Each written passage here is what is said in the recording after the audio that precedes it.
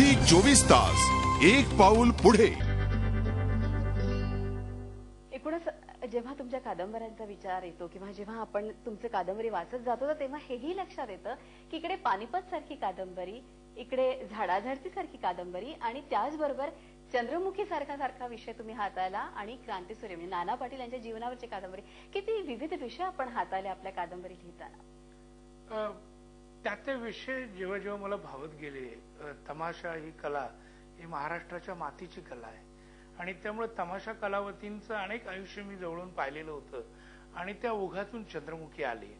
आता चंद्रमुखीमध्ये तो फॉर्म किंवा ती कला खूप मांडण्याचा मी प्रयत्न केला, पण बरंचसं अपूर्णही राहिलंय असं मला वाटतंय। त्यामुळे आणखी एखादी कलाकृती त्याच विषयावर माझ्या हातून घडू शकते।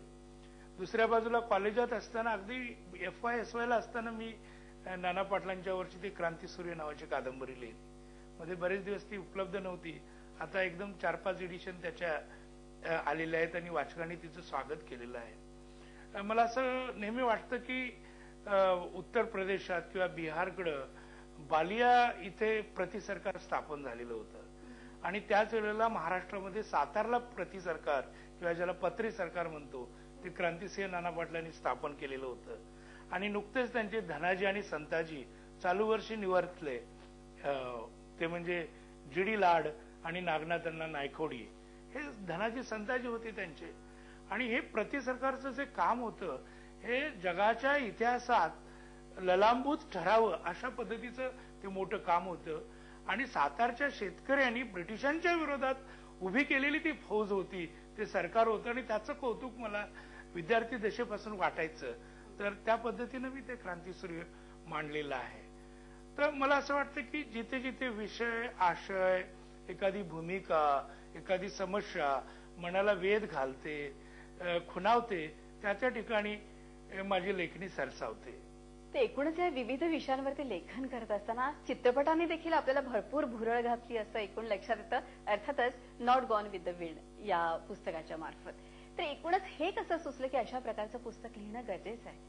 Not gone with the wind हा माझ्या वाङ्मयीन जीवनातला अपघात आहे, गोड अपघात आहे। एक सिनेमाबद्दलचं वेड, मुळात मी कोल्हापूरकर असल्यामुळं कोल्हापूरला जसं गोड लावणी आणि शेतीबरोबर सिनेमाचं पण वेड आहे त्या मातीला। तर 5व्या इयत्तेमध्ये शांताराम बापूंची माझी भेट झालेली होती, मी 5व्या इयत्तेत असताना त्यांची जाऊन स्वाक्षरी घेतलेली होती, तेव्हापासूनच सिनेमाचं वेड आहे आणि सहजपणे जगातल्या गाजलेल्या कथा कादंबऱ्यावर उत्तम सिनेमे कोणते याचा शोध मी सुरू केला आणि जवळजवळ 5-6 वर्ष मी त्याच विषयामध्ये पूर्णतः अडकलेलो होतो आणि त्यातून ते आकाराला आलेलं पुस्तक आहे not gone with the wind. तर एवढे सगळे व्याप आपल्या भोवती आहेत, त्याचबरोबर जेव्हा आपण लिखाण करता, त्याचा विचार करता, मनन करता, चिंतन करता, त्या पात्रामध्ये आपण जाता, म्हणजे हे सगळं करत असताना घरच्यांची साथ कशी आहे, म्हणजे कौटुंबिक विश्वास पाटील कसे आहेत? घरच्यांची मदत खूप असते।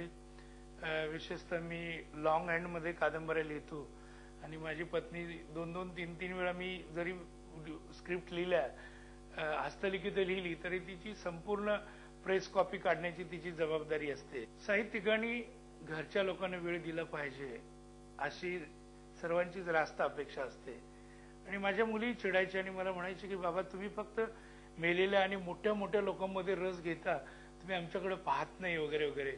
आणि मग मी हा प्रश्न विचारायला लागलो आणि मग नंतर मला उत्तर सापडलं आणि मी म्हणालो असं नाहीये, मोठ्या लोकांच्या विश्वामध्ये वावरत असताना मी तुम्हाला घेऊन वावरत होतो। उदाहरणार्थ दत्ताजी शिंदे, त्याची पत्नी गरोदर असते आणि चिंचेचं एक झाड दिसतं आणि तो झाडाच्या शेंड्यावर जातो आणि चिंचा काढतो आणि आपल्या पत्नीला भागीरथीला भेट देतो।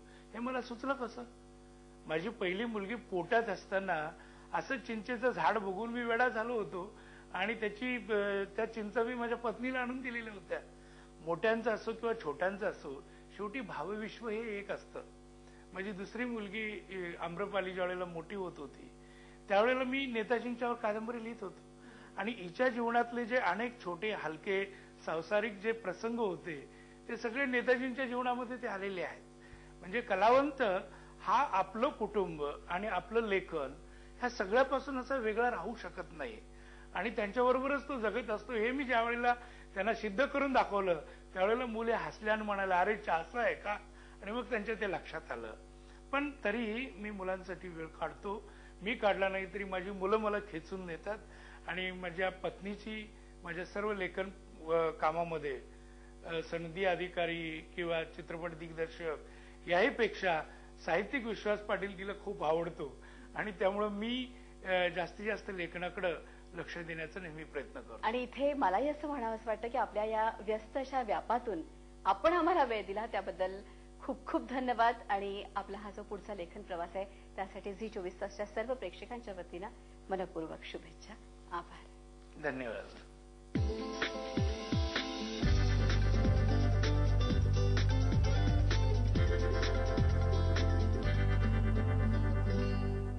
झी 24 तास एक पाऊल पुढे.